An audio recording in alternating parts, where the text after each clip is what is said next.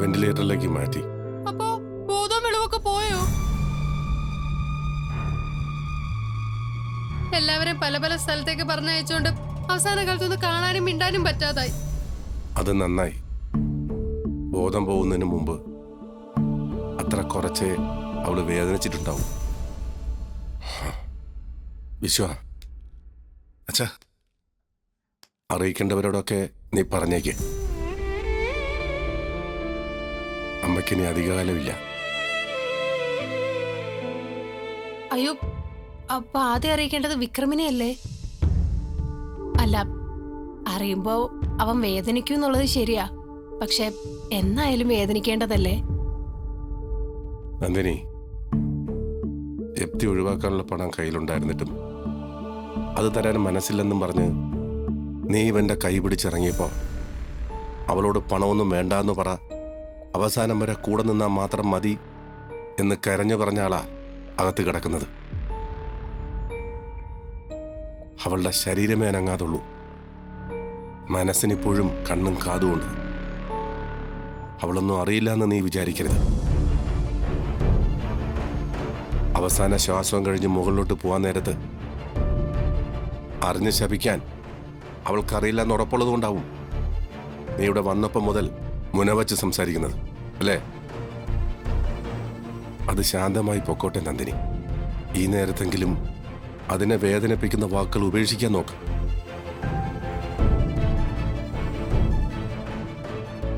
ശ്രീജെ, നിന്റെ മകളെ കൂട്ടിക്കൊണ്ടുവരണം.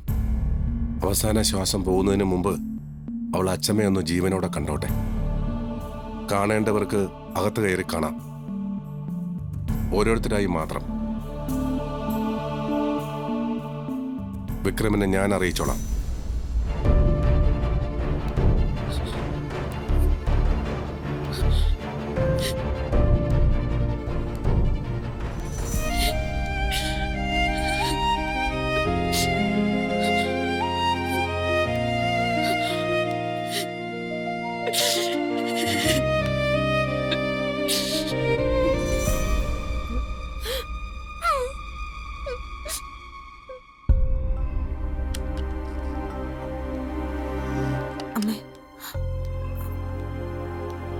തരുൺ സാർ എങ്ങോട്ട് പോയി? അത് പിന്നെ രാധിക മോള് സ്ഥിരമായിട്ട് പോകുന്ന ഒരു ഹനുമാൻ കോവിലുണ്ടേ, അവിടെ പോയി പ്രാർത്ഥിക്കാൻ പോയതാ. ചിലപ്പോ വല്ല മിറക്കിളും സംഭവിച്ചാലോന്ന്. അങ്ങനെ സംഭവിക്കട്ടെ എന്ന് നമുക്ക് പ്രാർത്ഥിക്കാം. വേദയോട് മുറിയിൽ പോയിരിക്കാൻ ഡോക്ടർ പറഞ്ഞായിരുന്നു. ഇവിടെ ഇങ്ങനെ ഇരിക്കണ്ടെന്ന്. അതെ മോളെ, നീ മുറിയിൽ പോയിരുന്നോ? നീ അതൊരു പ്രശ്നമുണ്ട. ചെല്ല്. എനിക്ക് ബുദ്ധിമുട്ടൊന്നുമില്ല. എന്നാലും മുറിയിൽ പോയിരുന്നോളൂ. എന്തേലും ഇല്ലാതെ ഡോക്ടർ അങ്ങനെ പറയില്ലല്ലോ. ചെല്ല് മോളെ, ചെല്ല്. ഞാൻ കൊണ്ടാക്കണോ? വേണ്ട.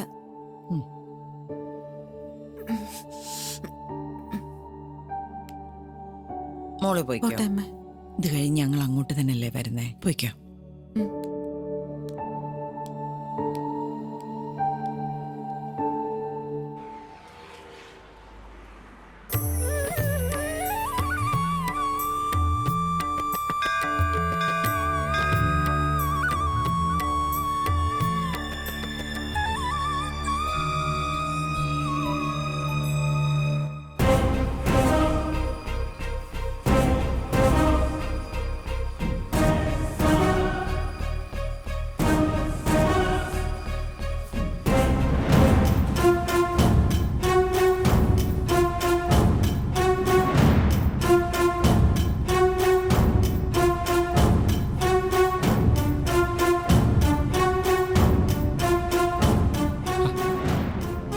മാസ്ക് എടുത്ത് വെക്കേ. സെക്യൂരിറ്റി എങ്ങനെ കണ്ടാ എന്റെ പണി പോവും. പറഞ്ഞ പൈസ അക്കൗണ്ട് വീണു. അതുകൊണ്ടാണ് ഞാൻ ഈ നെറുകെട്ട പണിക്ക് സമ്മതിച്ചു പോയത്. പറ, ശരിക്കും ഞാനിപ്പോൾ എന്താ ചെയ്യേണ്ടത്? താൻ ഇവിടുത്തെ രജിസ്റ്റർ ഒക്കെ നോക്കിയോ? അതൊക്കെ നോക്കി. പക്ഷെ നിങ്ങൾ പറഞ്ഞതുപോലെ വേദവിക്രം എന്ന് പേരുള്ള ഒരാൾ ഇവിടെ ഇല്ല. പക്ഷെ വേറൊരു കാര്യം ഞാൻ മനസ്സിലാക്കി. അതെന്താ? പ്രസവത്തിന് അഡ്മിറ്റ് ചെയ്ത ഒരാളുടെ പേര് പിന്നീട് തിരുത്തിയിട്ടുണ്ട്. പക്ഷെ മുമ്പ് ഏത് പേരായിരുന്നു എന്ന് അറിഞ്ഞിട്ടില്ല. ഇതിൽ കൂടുതൽ ഇൻഫർമേഷൻ ഇനി കിട്ടാനില്ല. താൻ പക്ഷെ മറ്റൊരു കാര്യം കൂടി ചെയ്യണം. ഇതാണ് വേദവിക്രം.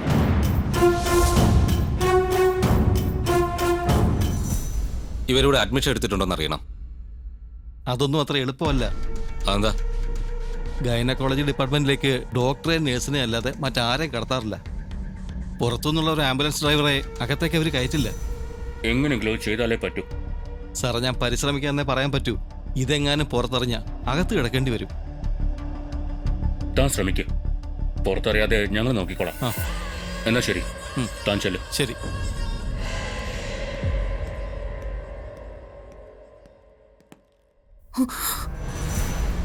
ഹലോ ശ്രീകാന്ത് സാർ, ആളുള്ള സ്ഥലം ഏതാണ്ട് പിടികിട്ടി.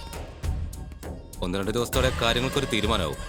ശരി, വാടാ.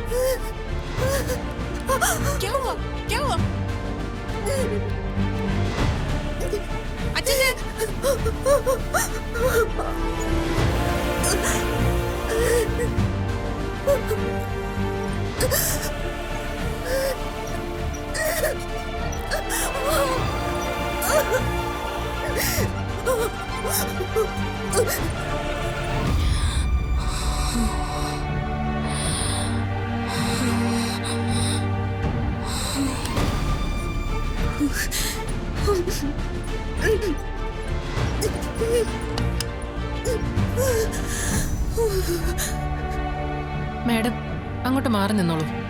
ഡോക്ടർ, എൻ്റെ മോൾ ഇങ്ങനെ ഇവിടെ കിടന്ന് കഷ്ടപ്പെടുന്ന കാണുമ്പോൾ ഞാൻ എങ്ങനെയാ ഡോക്ടറെ? Take her to the theater immediately. Doctor, जो लड़की इनके साथ रूम में थी वो बाहर बरामदे में गिर गई है. उसे लेबर पेन शुरू हो गया है. ഈശ്വര, വേദയല്ലേ?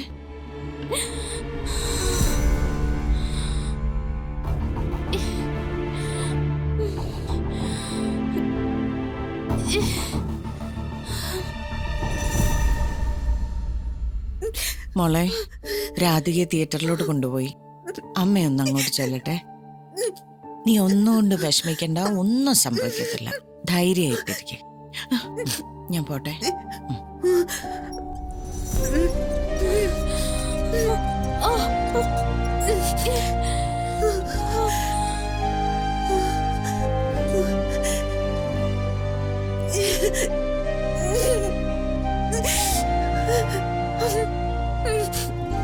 सिक्योर है अभी.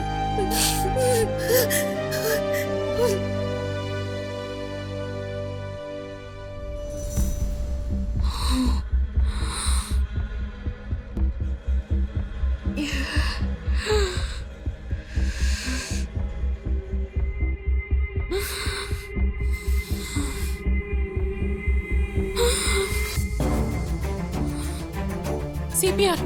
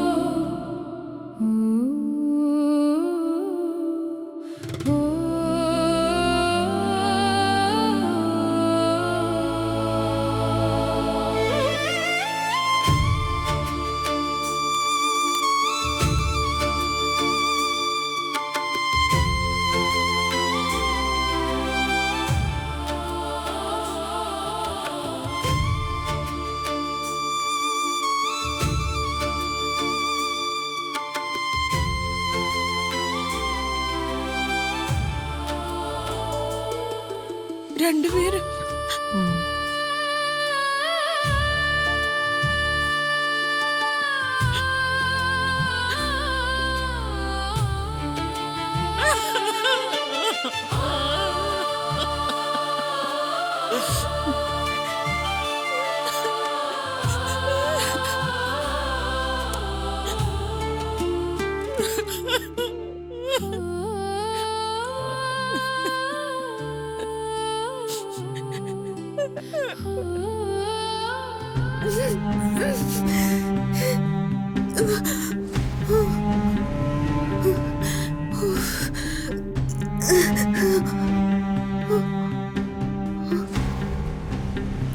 സിസ്റ്റർ, അവർക്ക് എന്താ പറ്റേ?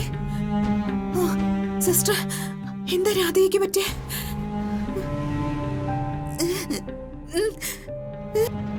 രാധയ്ക്ക് എന്താ പറ്റിയ? വേദ ഇരിക്കെ.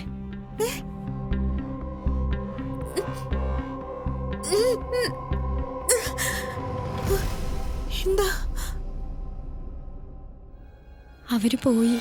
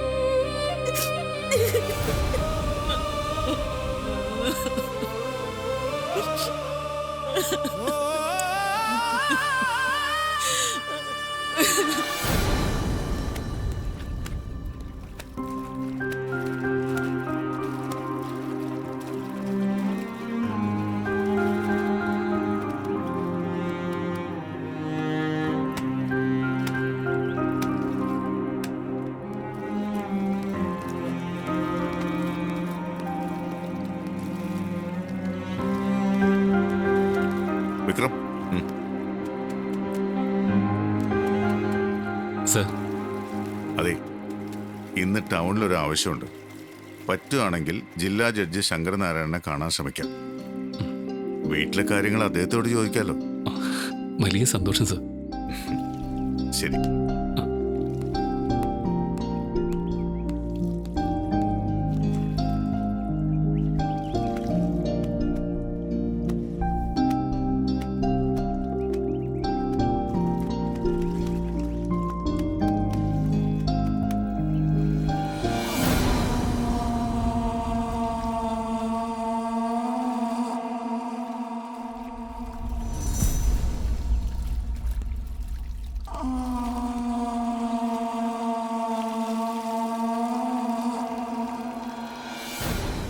നിനക്കെന്താടാ ജയിലർ സാറുമായി ഒരു പ്രത്യേക ബന്ധം?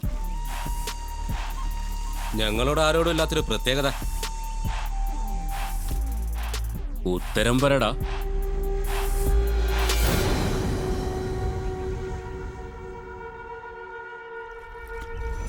അവന്റെ നോട്ടം കണ്ടില്ലേ? എന്താടാ നിനക്കൊരു ബലം? നീ എന്താ മിണ്ടില്ലേ?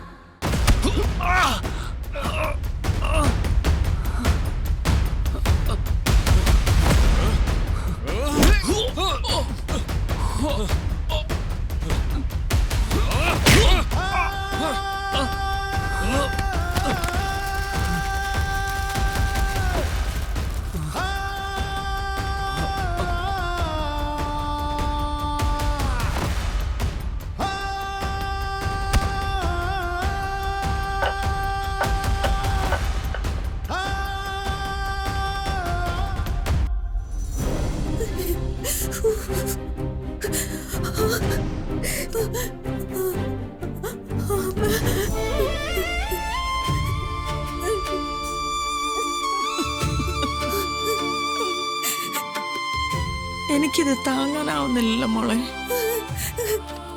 തരുണിനോട് ഞാനിത് എങ്ങനെ പറയും? മാഡം, ആ കുട്ടിയുടെ ഇപ്പോഴത്തെ അവസ്ഥയിൽ എനിക്ക് മനസ്സിലായി ഡോക്ടറെ. എന്റെ സങ്കടം പറയാൻ ആരും ഇല്ലാതായി പോയതുകൊണ്ടാ.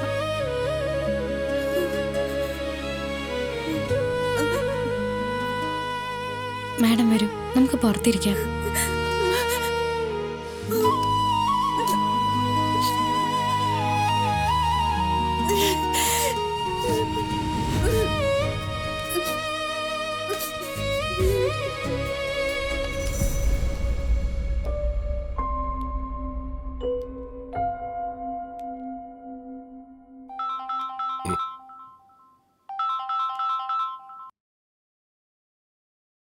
ഹലോ സാറേ. മാഷെ, ഞാൻ അങ്ങോട്ട് വന്നുകൊണ്ടിരിക്കുക. സാറിന് ജയിലറെ കോണ്ടാക്ട് ചെയ്യാൻ പറ്റിയോ? ജയിലിൽ വിളിച്ചിട്ട് കിട്ടിയില്ല. പുറത്തു പോയിന്ന് പറഞ്ഞു. മൊബൈൽ ഫോൺ ഓഫാണ് താനും. എത്രയും പെട്ടെന്ന് അവനവിടെ എത്തിക്കണം സാറേ. ആ മെടുപ്പ് നിൽക്കുന്നതിന് മുമ്പെങ്കിലും അവൻ അവളെ ഒന്ന് കണ്ടോട്ടെ. മാഷൊന്ന് പേടിക്കാതിരിക്കെ. വിക്രത്തെ കൊണ്ടുവരാനുള്ള എല്ലാ പ്രൊസീഡിങ്സും നമുക്ക് ചെയ്യാം.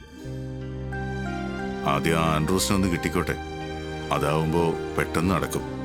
അല്ലെങ്കിൽ ഇന്ന് തന്നെ നമുക്ക് ജയിൽ സൂപ്രണ്ടിനെ കാണാം. ശരി സാർ.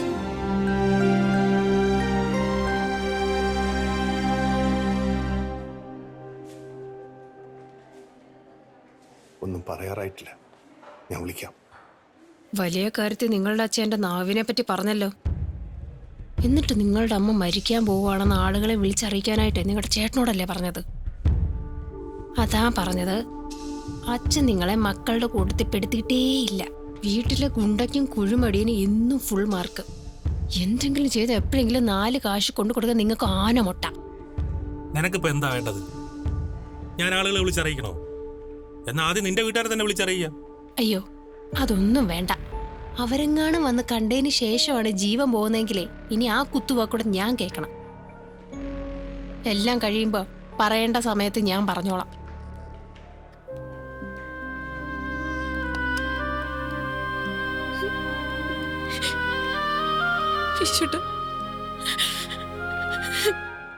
ശരിക്കും സങ്കടം വന്നിട്ടൊന്നുമല്ല. സ്നേഹമുള്ള മരുമകളാണെന്ന് ആളുകളെ കാണിക്കണ്ടേ? ഇനി ഞാനായിട്ട് ആ ചടങ്ങ് കഴിച്ചില്ലെന്ന് വേണ്ട. പോയി കണ്ടിട്ട് വരാം. അത്രയ്ക്ക് വേണോ? പേടിക്കണ്ട, നിങ്ങളുടെ അമ്മയുടെ ജീവൻ പോകാൻ ഞാൻ കാരണമാകില്ല.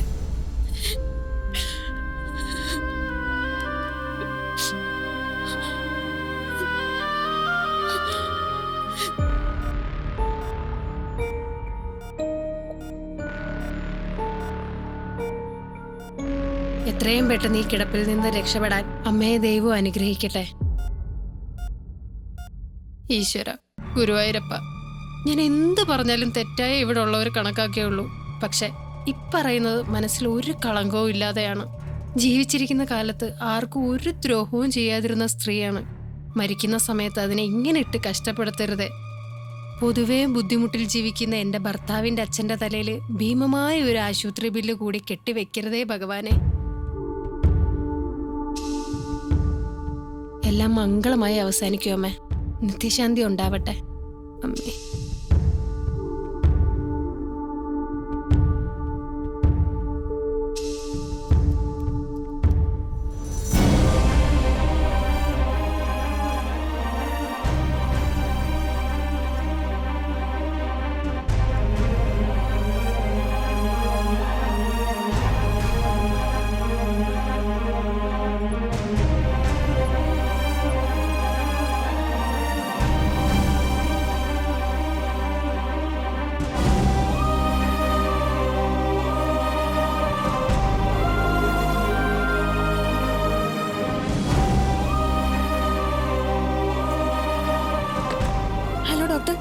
പേഷ്യന്റിന് കുറച്ച് സീരിയസ് ആണ്. ഒന്ന് പെട്ടെന്ന് വരുമോ?